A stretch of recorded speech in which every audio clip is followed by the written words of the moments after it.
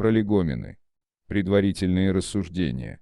Явления, выходящие за пределы законов вульгарной науки, проявляются повсеместно и обнаруживают в своей причине действия некоторой свободной и разумной воли.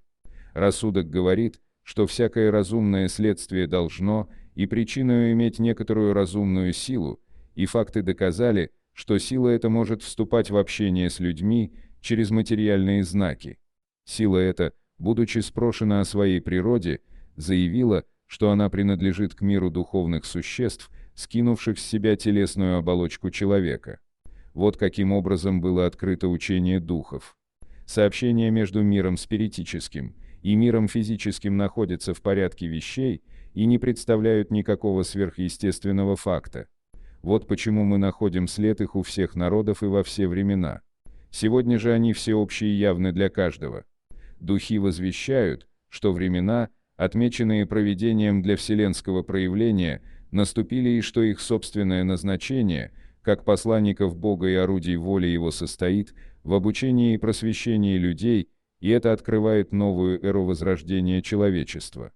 Эта книга есть собрание их наставлений, она была написана по указанию и под диктовку высших существ, чтобы установить основы рациональной философии, свободной от предрассудков системного духа. Она не включает в себя ничего, чтобы не было выражением их мыслей и чтобы не подверглась с их стороны внимательному контролю. Порядок и методическое распределение материала, так же как замечание и редактирование формы некоторых частей — это и все, что было сделано тем, кто получил миссию опубликования данной книги. Из числа духов, содействовавших исполнению этого труда, многие жили в различные эпохи на земле, где они проповедовали и практиковали добродетель и мудрость. Другие из них именем своим не принадлежат никакому лицу, о котором история сохранила бы воспоминания, но духовная высота их подтверждается чистотой их учения и их единством с теми, кто носит уважаемые имена. Вот выражения, в коих они, через посредство многих медиумов, письменно вверили нам миссию издать эту книгу. Занимайся с усердием и настойчивостью трудом, который ты предпринял при нашем содействии, ибо труд этот наш. Мы заложили в нем основы нового здания, кое возводится и однажды должно соединить всех людей в едином чувстве любви и милосердия. Но прежде, чем распространять это сочинение, мы еще раз вместе просмотрим его, с тем, чтобы выверить все подробности его.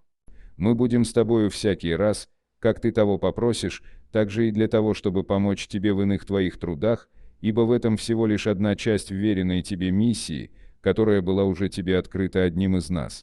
В числе наставлений, данных тебе, есть такие, которые ты должен хранить для себя одного, вплоть до нового приказа.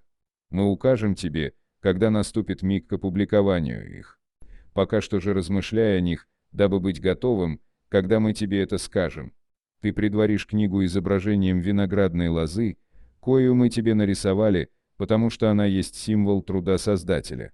Все материальные начала, наилучшим образом могущие представить тело и дух, находятся в ней соединенными.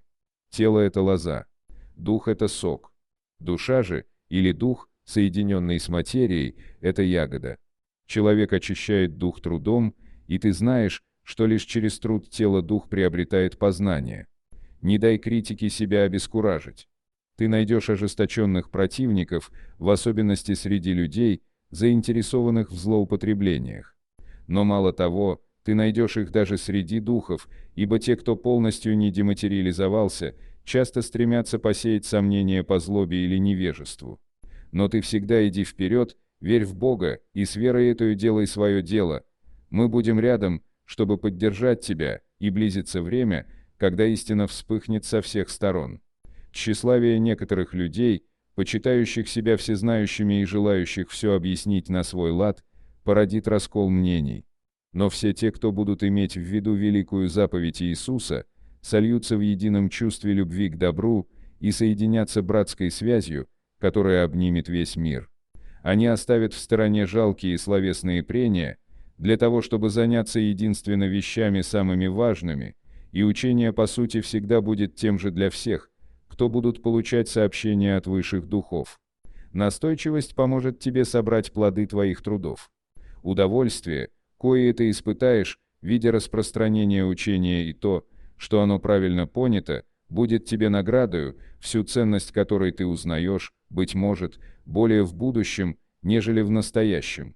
Так не обращай же внимания на камни и шипы, которые скептики и злонамеренные люди раскидают на твоем пути. Сохраняй веру, с верой ты достигнешь цели и всегда будешь достоин помощи. Помни, что добрые духи содействуют лишь тем, кто служит Богу со смирением и бескорыстием, и что они отказываются от всякого, кто ищет в пути, устремленном в небо, всего лишь опору для земных интересов. Они удаляются от гордеца и честолюбца. Гордыня и честолюбие всегда будут преградой между человеком и Богом. Это покров, наброшенный на небесные огни, и Бог не может пользоваться слепцом, чтобы дать понятие о свете. Святой Иоанн Евангелист, Б.Л. Августин, святой Викентий Павел, святой Людовик, Дух истины 15, Сократ, Платон, Фенелон, Франклин, Сведенберг и многие другие. Примечание. Принципы, содержащиеся в этой книге, вытекают либо из ответов, данных духами, на непосредственно заданные им в самое разное время и через посредство многих и весьма многих медиумов вопросы, либо же из наставлений, данных ими самопроизвольно нам и другим лицам по поводу предметов, которые она содержит. Все было соединено и согласовано таким образом, чтобы составить упорядоченное и методическое целое, и было предано публикации лишь после тщательного и многократного пересмотра и исправления со стороны самих духов. Это новое издание подобным же образом было с их стороны предметом нового и кропотливого анализа. То, что следует за вопросом и помещено в кавычки, есть дословный ответ, данный духами. То, что набрано другим шрифтом или особым образом для этой цели обозначено, включает в себя примечания и добавления автора, которые также подверглись контролю духов.